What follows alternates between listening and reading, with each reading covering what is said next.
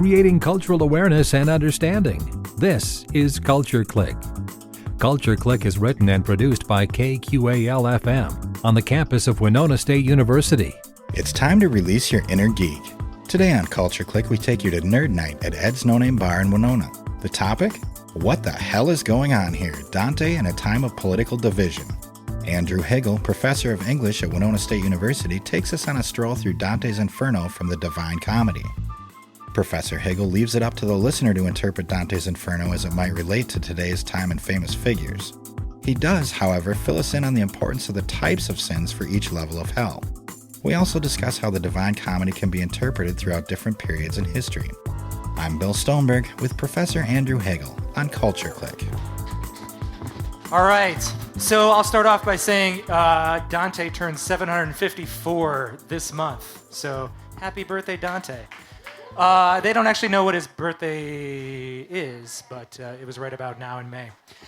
So I want to start off by saying a couple of things here. I'm not going to do a couple of things. Number one, I'm not going to assign any present-day political or cultural figures to circles of hell. But I will leave that to you. You can do that in the Q&A. All right. I'm not going to discuss the merits of one ethical, moral, or religious belief system over another. Let's all get along, okay? Here we go. This is what I am going to do. I'm going to talk a bit about Dante's own time of political division in Florence, Italy, and a bit about the conflicts over his body after his death, if I have some time for that. I'm going to explore some of the more remarkable punishments of the Inferno. That's the fun stuff. Along with a brief overview of the whole Divine Comedy or the Commedia as a whole. And I'm also going to make a case for reading the Divine Comedy for catharsis and consolation in our own time. So I want to start off with the beginning. Nel mezzo del cammin di nostra vita mi trovia per una selva oscura che la dritta via era smerita. So what that basically means is, this is the first lines of the Inferno. In the middle of the journey of our life, I came to myself in a dark wood, for the straight way was lost. A couple of things stands out here. Number one, so this is the first of 3 books. He doesn't just stop in hell and that's the end of it. He actually goes on to purgatory. Few people read Purgatory or Paradise. Most people read the Inferno and then give up there. Why, I don't know. It's more exciting, it's more interesting. But he is going somewhere. But he's lost at this point when he begins the work. Why is he lost? That's an interesting question. A lot of that has to do with what's going on in Florence at the end of the 13th century. What's going on in his world. So Dante was born in about 1265. In 1265 in Florence, there is lots of building and development going on. This is a really big time for Florence, but it's also a time of extreme turbulence and upheaval. Things are very unstable. He wants to go up this hill. He wants to ascend this hill. He wants to get out of the wilderness. But 3 wild beasts block his way. Sometimes translated a lion, a leopard, and a she-wolf. They block his way. So a guy comes along named Virgil, says, okay, I got the way, you got to follow me, but the way is going to go through hell. You have to go through hell, you have to go down all the way to the bottom of hell, to Satan himself, a 3-headed or at least 3-faced being chewing on Brutus, Cassius, and Judas, the 3 great traitors at the bottom of hell. You have to go down to him, and then once you get down to him, then you can start climbing up. So this isn't the way, this is the way. So why is he taking this way? Why is this the journey? What is Dante doing with this? So this is Florence at about 1300. What's happening in Florence in about 1300? If you've ever been to Florence, or if you've ever wanted to go to Florence and you get like that Rick Steves book or whatever the heck you get for your guidebook, or go on the internet and say, where should I go in Florence? These are the places you're going to end up going. All of them were constructed when Dante was coming of age. All of them were being built right about the beginning of the 13th century, or right about the middle to the end of the 13th century. This is a pretty amazing time for this place. Dante himself is an active participant in the place at this time. But there's lots of political infighting. There are 2 parties vying for power in Tuscany, the Guelphs and the Ghibellines. What are these parties? Well, basically, the Guelphs are a group of people who support the papacy, and the Ghibellines were the ones who supported the Holy Roman Emperor, both vying for more political control. Unlike Italy of today, which is a sovereign nation state, at the time, Italy was made up of lots of different little nation states. So Florence itself was a sovereign state, but they still had to turn to their big brothers, the papacy, or the Holy Roman Emperor, for protection and control. So the Guelphs favored one, the Ghibellines favored the other, and they fought constantly for control in Tuscany. Constantly. 5 years before Dante's birth in 1260, where there was the major battle called the Battle of Monteperte, which was supposed to be the war to end all wars between these two factions in northern Italy. The Ghibellines destroyed the Guelphs. But several years later, the Guelphs reemerged. They reformed. And then they continued to battle. They continued to battle for the next few decades. By 1289, though, when Dante was 24 years old, he participated in the battle that would essentially wipe the Ghibellines off the map. Yay, political unity, whatever.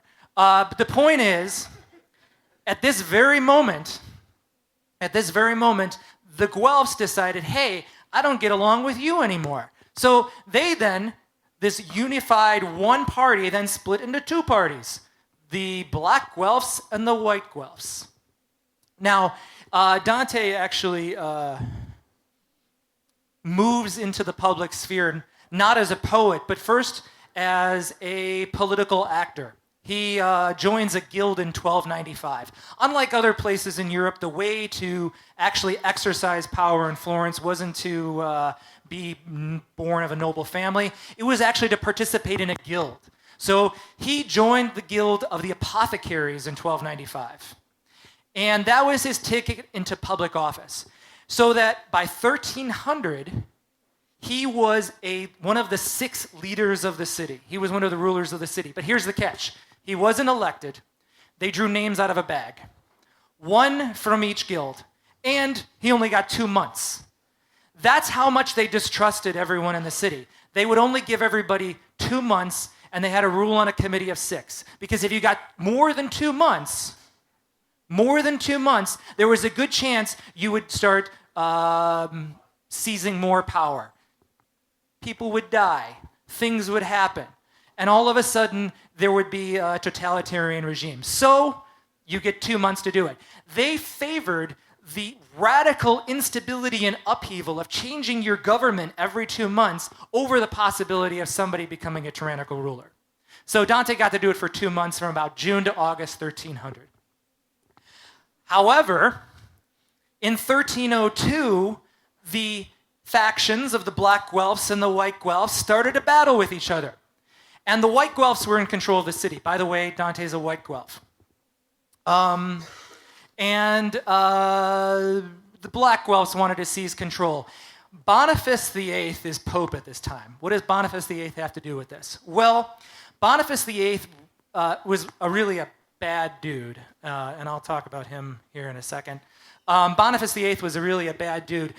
You probably heard when the last pope resigned recently that he was the last pope to resign since the 13th century. Well, Boniface was the pope after the pope resigned. And why do you think the pope resigned? Probably because Boniface threatened to kill him. So the story goes that Celestine was the previous pope, Celestine V. He was a monk. He just wanted to be a monk. And he was elected pope reluctantly. Boniface is like, I'd like to be pope. Why don't you get out of the way? So he basically, Celestine fled Rome, tried to flee into the woods. Boniface hunted him down and imprisoned him just in case he decided to come back again. And 10 months later, Celestine died. How he died? Nobody knows. Boniface probably had something to do with it. Anyhow, Boniface really, really wanted a crusade. He was really jonesing for one. So what he did was he was trying to elicit the support of all the different nation states of Italy. He enlists Florence. But the white Guelphs don't go along with it. The black Guelphs do. So what does he have to do? He has to annihilate the white Guelphs. Dante is part of a diplomatic mission that gets sent down to Rome. They get sent down to Rome to basically talk Boniface down from this.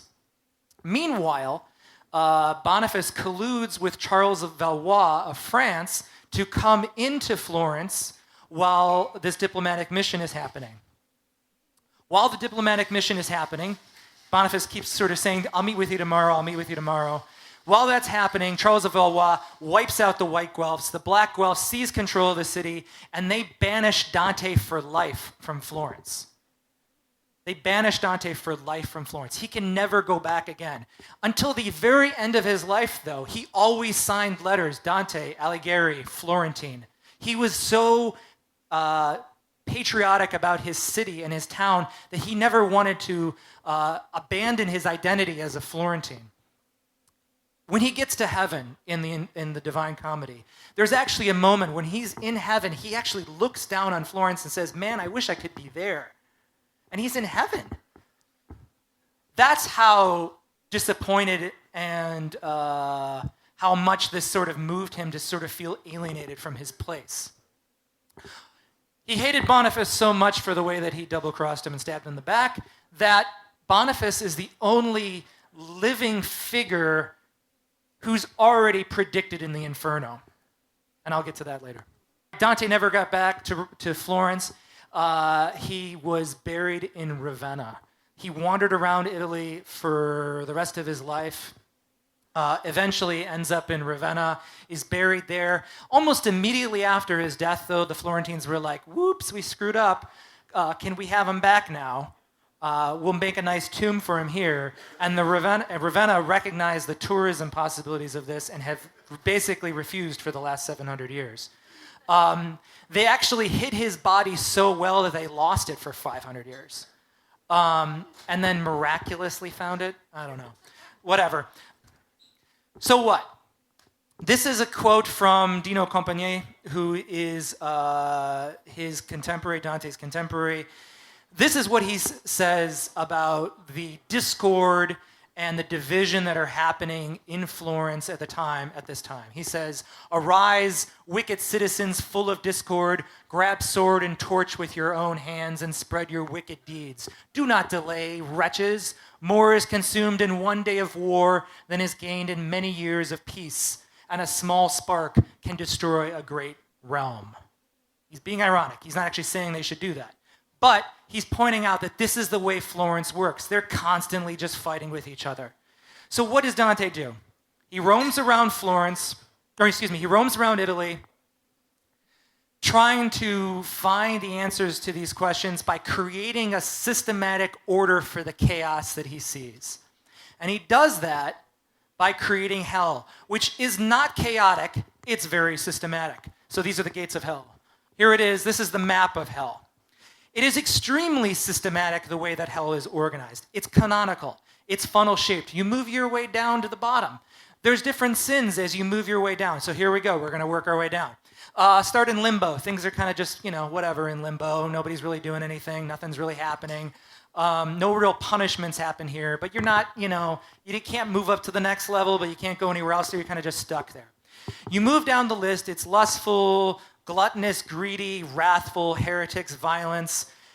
Things actually, though, and I'm going to skip over those in the interest of time, because if we went through the whole thing, it'd be exhausting. But I want to go to fraudulence and treachery. And the reason why I want to go to fraudulence and treachery is because, number one, they're at the bottom of hell. And number two, they are the most well-developed. At the very pit of hell is actually Satan, I mentioned before, munching on these three figures. Fraud and treason are at the bottom. Fraud is divided into 10 pouches called malbolge. I like pouches of punishment as a phrase. So here we go. We're going to go through each pouch. So this is when you can play your Mad Libs game and you can fill in the blank of who you'd like to assign to this place. So pay attention here. Seducers, panderers, but let's really call it how it is. These are the rapists. They are whipped by devils. They knowingly and willingly use sexuality and other human passions to rob others of dignity and worth, and now their dignity and worth is denied. Next pouch, moving on. Flatterers, because flattery does get you somewhere. Specifically, a pile of shit.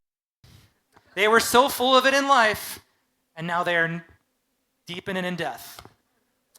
Simonists, and this is where Boniface is expected. These people use their church office for personal gain. They're stuck in holes upside down with the soles of their feet burning with flames. And I'll explain what that means. They're in inverted baptismal fonts, essentially, but I'll get to that in a second. Soothsayers have their heads turned backwards. They can't see what's in front of them because they bullshit about what's ahead of them all throughout their life. Grafters, oh boy.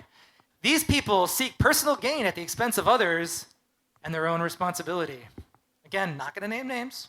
They're immersed in boiling pitch. They had sticky fingers in life. Now they have sticky everything in death. So I mentioned the Simonists, and this is where Boniface is expected. Nicholas III, the previous pope, is actually there upside down. And Dante and Virgil, his guide, his classical poet guide, show up there. And Nicholas is like, hey, Boniface, you're finally here. And Dante's like, no, I'm not here yet. The funny thing is that the poem is set in 1300, so this is supposed to be funny because he's still alive at this point. What's interesting about this punishment is that it represents something of what's called contrapasso. These particular figures who are upside down are actually in an inverted version of a baptismal font. This is the baptismal font in Pisa. What would happen is the priest would stand in here and baptize people in the center. What they have essentially done is they've perverted and inverted their job. They've used it for personal gain, and so they are upside down in it. And rather than receiving the Holy Spirit on their head, as it's described in the Acts of the Apostles, they are receiving fire on their feet. Let's move on to some more sins. Hypocrites, do as I say, not as I do. They wear heavy leaden robes. They couldn't be bothered with the weight of responsibility. Thieves, this is a great one. They have their hands tied behind their backs, and they change shape into lizards, essentially. They took from others, and so now their very identity is taken from them. So the next one is deceivers who gave false or corrupted advice to others for personal benefits. They are on fire, and this is the liar, liar, everything on fire pit. Sowers of discord, I like this one too. People who divided in life are sliced open in death. Falsifiers, forgers, alchemists, and all those who try to pass off fake things as real are tormented by an array of nasty skin diseases. What fraud and disease they concealed in life is manifest on their bodies now. So the governing principle of the punishments in hell is something called contrapasso, which basically means suffer the opposite. So basically these people are suffering a surfeit or an excess of the vice. And then there's a correction to counterbalance, or there's also maybe a correction to counterbalance the vice. And then you also have a materialization of the metaphor of the vice. The other thing that's important for Dante's hell is this notion of common profit. The reason why fraud and treason are worse than gluttony, lust, greed, and violence is because they infect the whole body politic. They infect the entire community. The entire community. For him, that's what's important. Remember, he doesn't say midway upon the journey of my life. He says midway upon the journey of our life at the very beginning of the poem. I want to talk about one guy at the bottom, and then I'll wrap it up. This is Ugolino of Pisa. He's a biter. Here's what he did. He was a traitor to party and to family. Number one, he started off life as a Ghibelline, that one party. He recognized the tides were turning for the Ghibellines, so he switched sides to the Guelphs. He then proceeded to sell off all the lands of Pisa, and once it seemed like tides were turning back to the Ghibellines, tried to switch back to the Ghibellines, and tried to actually ended up betraying his grandson and his sons. He was imprisoned in a tower with his sons, and the wall was closed up, and the story goes is that he ate his sons because he had nothing else to eat. In hell, he's perpetually chewing on the back of the head of the guy who ended up betraying him anyways, Archbishop Ruggieri of Pisa. So when we get to the bottom, we get this betrayal, and betrayal is figured not just in the case of Ugolino, but also of Satan, as this disease of consumption, this idea that it's a consuming disease. It's a bodily disease in a way that perhaps we don't think of it today. So thinking about eating and treachery, I think, is what I want to take away from that to wrap it up. So this is the last thing. Here's what it does for us. What is the Inferno for Dante and for us? It's a systematic ordering of what must seem like chaos and upheaval in his world. Though framed as a vision, this is Dante basically dealing with and ordering his system of values within his society. It's an imaginative act of catharsis and consolation. It feels good to see people get their comeuppance. It also feels good to be able to pass through hell as something transitory rather than static. Because when Dante begins to climb over Satan, he actually starts to go, he's going down, then all of a sudden he turns around and is starting to go up again. And he's the only one who gets to do that. So in terms of his own personal journey, this is really important. He has to go all the way to the bottom. He has to hit rock bottom before he can go back up again. Because it's at the very bottom, at the pit of hell, that he can begin to ascend up again.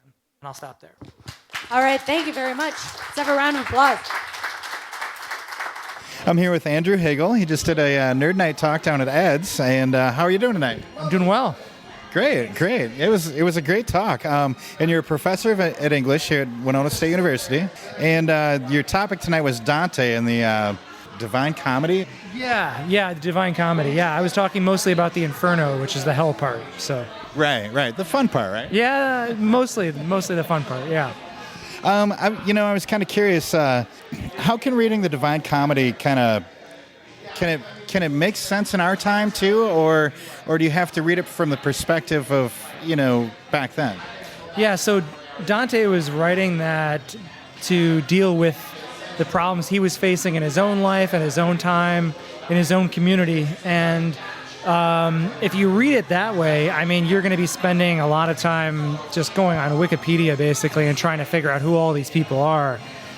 And that has its merits, but on the other hand, you also, when you get the basic idea of the things that he's trying to deal with, the crimes, the sins, the bad deeds that have made him so upset,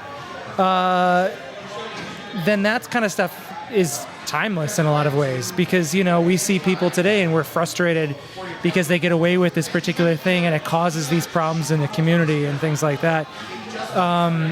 What he was essentially doing was trying to deal with that and create a kind of system to deal with that and to reconcile his own kind of he got kicked out of his hometown. It was almost like being exiled from his home country and was never allowed to return again. And in the midst of that, decided that it was time to make sense of that in the disorder that he was living in. So, I think anytime you're dealing with disorder, it makes sense to read the Divine Comedy. So. Okay. So, do you think that throughout time, as people read it in different time periods, does it kind of a work like that kind of take on a life of its own, far beyond the intention, or? Yeah, and it has historically too. In fact, I mean, Dante gets used at lots of different moments historically in the past to sort of, hey, now all of a sudden this guy really speaks to this moment. When Italy was unified in 1865, they brought out Dante. There was a guy who wrote a book a few years ago who talked about who wrote about reading Dante in terms of spiritual crisis and things like that. So it's really plastic or malleable, or it can bend and shape into different moments and different times for different readers and for different crises that people are facing, political, personal, all sorts of different things. Okay. Do you think that we can, a lot of the figures you were saying were political figures or famous people? Do you think that there's, that we could take our own political figures and famous people and put them in these roles, or? Yeah, I avoided doing that in the talk, and I did it very deliberately because that feels kind of too heavy-handed. It feels really heavy-handed to all of a sudden imagine one particular political figure in the circle of grafters or something like that. I just feel as though it's more interesting to deal with the action rather than the person, right? And that's what he's basically dealing with there. I mean, the people are people either from history or people he knew, but generally speaking, I try not to think of particular people because I feel like A, it's not my place, and B, it's more interesting thinking about the action rather than the person necessarily. Okay. Yeah. You think it's okay for the individual reader to kind of insert their own, stuff from their mind, or? You can do whatever you want. I mean, you can read it however you want. And I think that is a lot of ways. I mean, I've taught this before, and inevitably, somebody will see somebody who's contemporary in a circle and just blurt it out in class and say, "Hey, that's so and so," and I'm like, "Yeah, all right, fine." But the thing is about, we'll call them sins, but just misdeeds. They repeat themselves over and over and over again, and so the things that seem like the worst of the worst today, I think there is a little bit of a comfort in knowing that these things, other people have dealt with these things in the past, right? And society has dealt with them, and we've come out on the other side, and we keep going, right? So there's a certain degree, I don't necessarily like pigeonholing one particular person in those places. I like that idea of them being about the action rather than the person. And so, I try not to let anybody in my mind stay too long if I picture them in a particular circle of hell. So, and I try to avoid that altogether, though. Okay, fair enough. So it's more about the misdeeds themselves and then the punishment and how that works. And what I found interesting was that violence itself wasn't on the bottom. Yeah. Why do you think that is? Yeah, well, I mean, violence itself is more visceral and animalistic and also more individual. So in other words, if a person commits violence against another person, that's one thing. But if a person commits violence and that violence then has ramifications for the whole society, then there's premeditation to it, and it has consequences. In other words, if the act of violence has consequences for more than just the individuals involved in the act of violence, then there are more victims, and there's more problems that come from the act. So Dante places fraud and treason as the two worst crimes, the two worst sins, because they have the most far-reaching consequences. Oftentimes, fraud and treachery do involve violence, but they're more than just violence. There's premeditation. There are whole communities that are either obliterated or affected. So violence itself, if it's an act of emotion, if it's an act that only has a small group that's involved in it, those are less significant to him than the ones that have far-reaching consequences. Yeah, I mean, it's really odd that flatterers are worse than murderers for Dante. But for Dante, flatterers can cause more harm in the big picture and long term than a single act of murder, which sounds really callous and awful, because obviously nowadays we really value the individual human life. And that's something that's very different for Dante. Dante sees the individual human life as less significant than the stability and order of the whole society. Okay, so really it's about the heavier the consequences, the heavier the punishment, the more far-reaching, right? Right. Yeah, the more far-reaching in terms of the number of people, the group, the society, the community. Yeah. Okay. How did you, and you're a professor of English, so it makes sense, but how did you kind of settle on Dante for tonight's talk? Well, I take students to Italy every couple of years and teach Dante. I got interested in Dante years and years ago when I was much even younger. I was taking a Latin class, and I was studying Virgil, and I was in high school.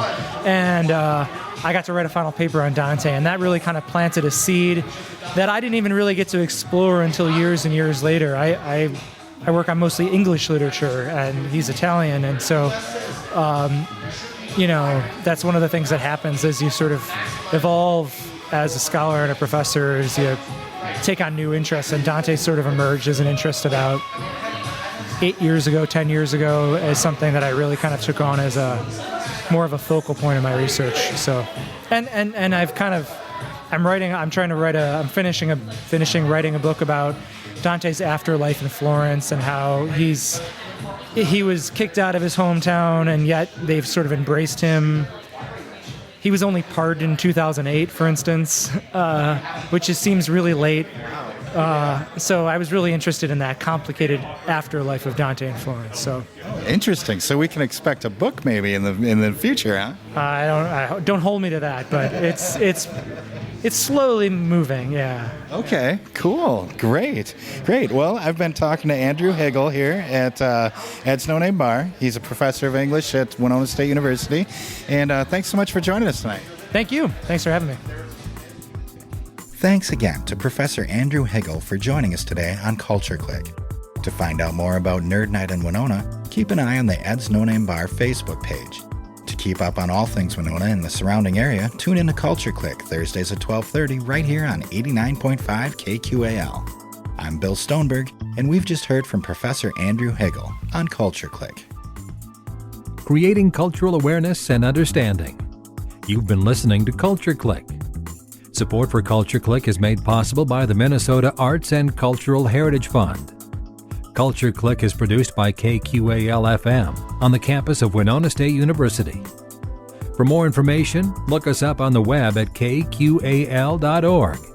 And thanks for listening to Culture Clique.